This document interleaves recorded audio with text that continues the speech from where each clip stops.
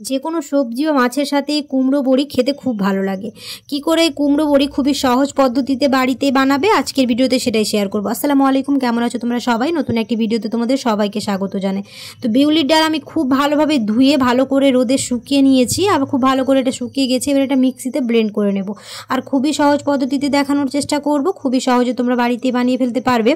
তো ব্লেন্ড করে নিয়েছি, এবার এরকম চালনিতে চেলে নেব, তাহলে যে গোটা অংশগুলো থাকবে ওগুলো আবার একবার ব্লেন্ড করে নেব, তাহলে আটাটা খুব মিহি হবে। এরকম যদি খুব ফাইন করে আমরা এটাকে ব্লেন্ড করে নিই তাহলে বড়িটাও খুব ভালো হবে দেখতে আর খুব ভালোভাবে হবে, স্মুথ হবে।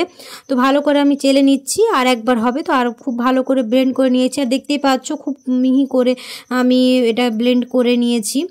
অনেকেই জাঁতাতে করে, এরকম করে বানিয়ে দেখবে খুবই সহজ পদ্ধতিতে হয়ে যাবে। আর এরকম একটা পুর নিয়েছি, দিয়ে এবার খুব ভালো করে ছোট ছোট করে কেটে নিয়েছি প্রথমে, তারপর খোসাটাকে ছাড়িয়ে নিব আর বীজগুলো যেগুলো আছে ওইগুলো খুব ভালো করে ছাড়িয়ে নেব, তাহলে এটা এরকম করে গ্রেট করতে খুব সুবিধা হবে। তো এরকম গ্রেটার নিয়েছি, আর গ্রেটার নিয়ে খুব ভালো করে সরু সরু করে গ্রেট করে নেব। এরকম মিহি করেও এটা করতে হবে, বেশি মোটা মোটা রাখলে আবার ভালো হবে না। তো এটাও মিহি করে গ্রেট করে নিয়েছি।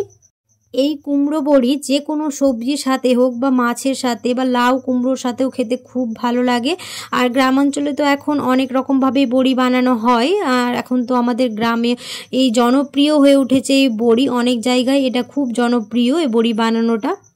খুব ভালো করে যখন গ্রেট করা হয়ে যাবে এই মোটা অংশগুলো আমরা এক সাইডে রেখে দেব, এগুলো আবার পরে মিক্সিতে ব্লেন্ড করে নেব, তাহলে এগুলো খুব মিহি হয়ে যাবে আর খুব সুন্দরভাবে এটাকে ব্লেন্ড করে নিতে হবে। এই মোটা অংশগুলো তো আর ভালো করে গ্রেটারে হবে না, তাই এটাকে মিক্সিতেই ব্লেন্ড করে নেব ভালো করে। আর দেখতেই পাচ্ছ মিক্সিতে ব্লেন্ড করে নিয়েছি, এবার সবগুলো এক জায়গায় করে নেব। আশা করবো আমার আজকের ভিডিও তোমাদের ভালো লাগবে। তো অবশ্যই ভিডিওটা একটা লাইক করে দিও, আর চ্যানেলটাকে অবশ্যই সাবস্ক্রাইব করে দিও, আর পাশে থাকা বেল আইকনটাকে প্রেস করতে ভুলো না। যদি ফেসবুক থেকে দেখো তাহলে অবশ্যই পেজটাকে ফলো করে দিও। খুব ভালো করে এরকম করে 2-3 বার ধুয়ে নেব। একবার আমার ধোয়া হয়ে গেছে, আবার খুব ভালো করে এরকম ধুয়ে নেব।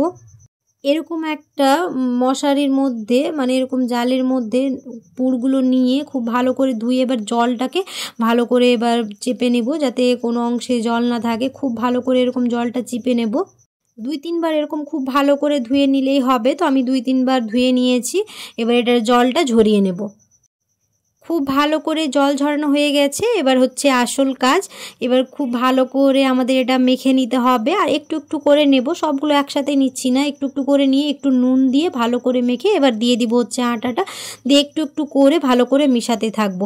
আর এই কুমড়ো বড়ি বা যে কোনো বড়ি দেওয়ার ক্ষেত্রে আমাদের এটা ভালো করে মথে নিতে হবে। যত সময় ধরে আমরা এটা মথে নেব তাহলে এটা ফ্লাপি ব্যাপার হবে, তাহলে বড়িটা দেখতেও সুন্দর হবে আর খেতেও খুব ভালো লাগবে, স্মুথ হবে। তো অনেকক্ষণ ধরে মথে নেওয়ার চেষ্টা করব। আর এখন কালারটা কেমন আছে, আর যখন খুব ভালোভাবে মাথা হয়ে যাবে তখন কালারটা পুরোটাই চেঞ্জ হয়ে যাবে আর অনেকটাই ফুলে আসবে, দেখতে পাবে। তো এরকম করে প্রায় 2 থেকে 3 ঘন্টা ভালো করে এরকম মথে নিতে হবে একটুখানি সময় নিয়ে।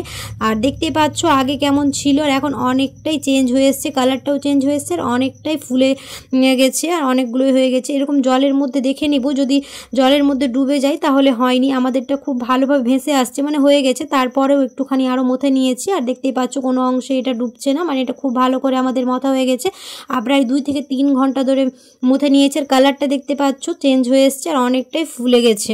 তো এরকমই ফ্লাপি হয়ে আসবে, মানে আমাদের আটাটা খুব ভালো করে মাখা হয়ে গেছে। এবার এরকম একটা চালনির ওপরে একটা এরকম মশারির মতো জাল দিয়ে এবার এক এক করে বড়িগুলো দিয়ে দেব। খুবই সহজ পদ্ধতিতে দেখানোর চেষ্টা করেছি, অনেকে অনেক রকমভাবে বড়ি বানিয়ে থাকে, আমরা তো ওইভাবেই বানাই, একদমই সহজ পদ্ধতিতে বাড়িতেই থাকা কয়েকটি উপকরণ দিয়ে বানিয়ে ফেলতে পারবে এই কুমড়ো বড়ি। আশা করছি আমার আজকের ভিডিও তোমাদের ভালো লাগবে।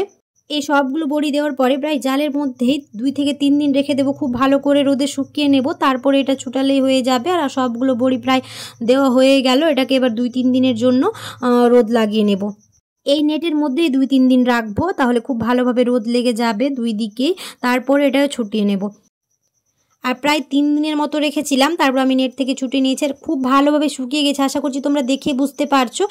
অন্য কোনো বাসনে আবার তোমরা 2-3 দিন চাইলে এরকম রোদ লাগিয়ে নিতে পারো। তো আমার খুব ভালোভাবে এটা রোদ লাগানো হয়ে গেছে। এবার একটা প্লাস্টিকের বয়ামে রেখে দেবো, আর কয়েকদিন পরে আবার এরকম রোদ লাগিয়ে নেব, তাহলে বড়িটা খুব ভালো থাকবে। আর এরকম করে বড়ি বানালে খেতেও খুবই সুস্বাদু হবে আর দেখতেও খুবই ভালো লাগছে। এরকম করে তোমরা অবশ্যই একবার ট্রাই করে দেখবে। আশা করছি আমার আজকের ভিডিও তোমাদের ভালো লেগেছে। যদি ভালো লেগে থাকে তাহলে অবশ্যই একটা লাইক করে দিও, কমেন্টে জানাতে ভুলো না কেমন হয়েছে। দেখা হবে খুব শিগগিরই পরের একটি নতুন রেসিপিতে। সবাই খুব ভালো থাকবে, সুস্থ থাকবে, সাবধানে থাকবে। আল্লাহ হাফেজ।